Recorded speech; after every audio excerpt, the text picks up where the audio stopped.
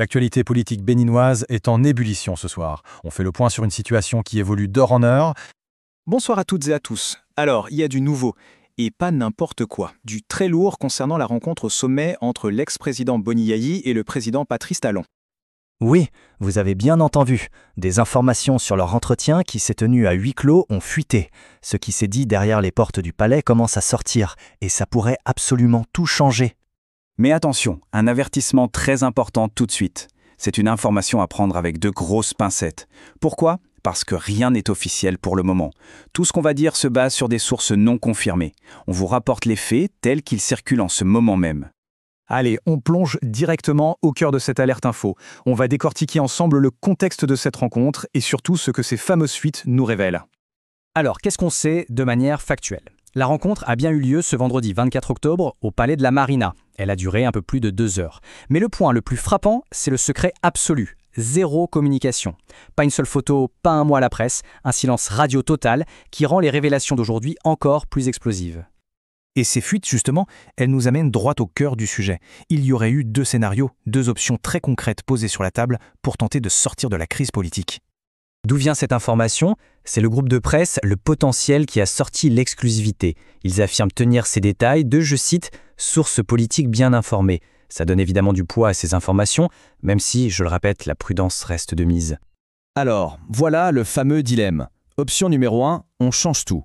On retire le duo présidentiel déjà désigné par le parti Les Démocrates pour le remplacer par un autre ticket jugé plus stratégique.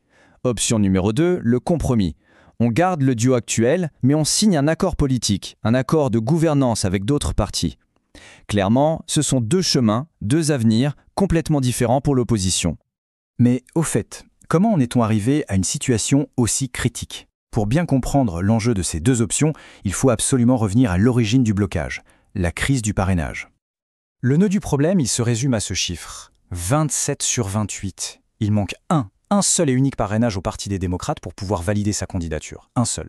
C'est ce parrainage manquant qui a tout paralysé et a rendu cette discussion au sommet absolument inévitable. Et tout s'est enchaîné très vite. D'abord, la désignation du duo. Puis, le coup de massue, l'invalidation d'un parrainage crucial. Le parti a tenté des recours, mais la Cour constitutionnelle a jugé l'affaire irrecevable. L'impasse était totale. La seule porte de sortie, c'était ce face-à-face entre les 2 hommes forts du pays. Alors face à ces propositions, quelle a été la suite ? Comment a réagi le camp de l'opposition et plus particulièrement Boni Yayi ? Eh bien, toujours d'après les mêmes sources, Boni Yayi a joué la carte de la prudence. Pas de réponse immédiate. Il aurait demandé un temps de réflexion pour pouvoir consulter les dirigeants de son parti, les démocrates. La décision ne sera donc pas celle d'un seul homme, mais bien une décision collective prise par le parti. Cette posture, au fond, n'est pas surprenante. Elle est totalement en phase avec ce qu'il disait juste avant la rencontre.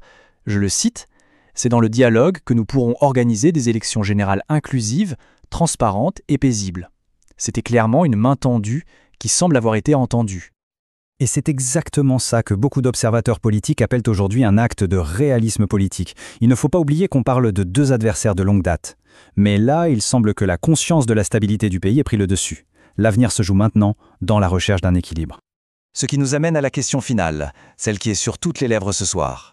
Le parti Les Démocrates va-t-il choisir une solution interne, au risque de devoir changer ses candidats, ou va-t-il plutôt s'orienter vers la voie du compromis politique avec d'autres formations ?